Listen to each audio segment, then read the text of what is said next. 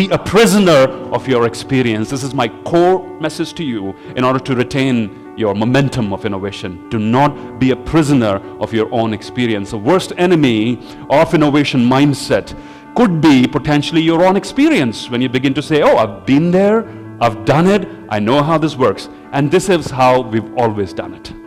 For innovation to happen, you need to break that chain, and for that to happen, we need to escape from this mindset, not be a prisoner of your own mind experience. I want to share an interesting example with you about fundraising, okay? It started with something like this, with boxes like this, with the donate written on top of it, until someone participated in the employee suggestion scheme and said, what if we take a transparent box, put a few dollars inside ourselves so it looks a little full, and what's going to happen? The number of donations are going to go up or down? Some of you are not sure. Up. Up in some cases. But why, if they're up, what is likely to happen? Social proof, yes or no? I can't see how much money is in there. Here I can see, this is what this money is already in there, and I'm more likely to dispense with my hard-earned cash now that I've seen social proof. You with me so far? From moving from here to here, innovation? Will we call it innovation? I would probably call it incremental improvement. It's not a radical detachment from the past. I would call it an incremental improvement until someone comes along and says, why don't we organize something like the Ice Bucket Challenge and raise millions of dollars for charity? The ALS Foundation raised so much money and so much awareness in the span of 10 days that they did not know what to do with that money. This is the power of innovation. Now, question for this August audience. To move from here to here, did I need to break away a lot from my previous experience? Yes or no? Probably not. Still a box.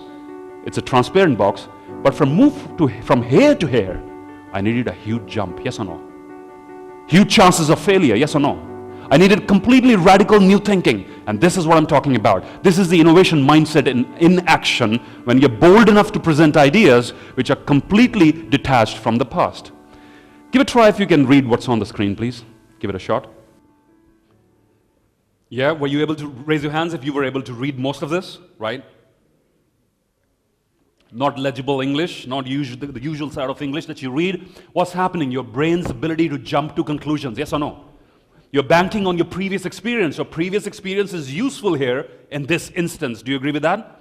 Yes, my brain knows how to decode this. I know these words before. The alphabets are jumbled, but I can make sense of them. Experience, ladies and gentlemen, is not always bad. However, in certain situations, it can be, like this one on the screen. Have a good look, please. An image can say 1,000 words. Certain things we're caught up in just because we do them every time. Here's a sapling planting ceremony and the ceremonial watering after it while it's raining with the umbrellas held. We could do away with this, something like this, yes or no? Innovation is not always about coming up with new things. Sometimes it is reducing the old things, yes or no? Do you agree with that? It's to do away, remove the clutter. It's really, really important. That's also innovation. It's not about adding on. Sometimes the best innovative ideas are, why don't we stop doing this? Because it's about time. We don't need it anymore. I want you to start thinking on 3 lines, ladies and gentlemen, what I should start doing, what I should stop doing, what I should continue doing, right? Because sometimes the biggest secrets of success could lie not in the things that you should start doing, but in the things that you should stop doing, where you are being your own biggest enemy. I was invited to speak at a principals conference in India, where a lot of principals from different schools were there. And so as the chief guest, after the speech, they invited me to do the sapling planting ceremony. So we went outside and we had to plant a sapling there. It wasn't raining. I knew that before, right? I learned from my experience, very interesting thing. So the vice principal's asking the principal, where should we plant the sapling this time? And I overheard them. They said, the same place where we planted it last year, right?